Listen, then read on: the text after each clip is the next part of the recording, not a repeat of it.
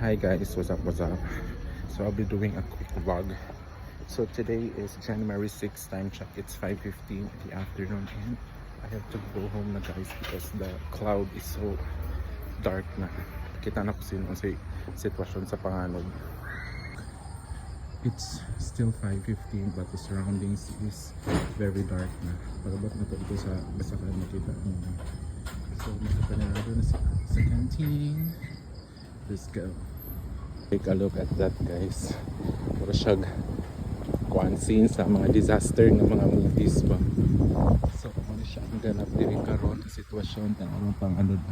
Then bro na nagirapulan guys. So hayag pa kayo dito pero dili like the Panganod is so thick. Then murag dito sa bukid nagwala na siya guys. Let's hurry. Nagtaligsik na po diri.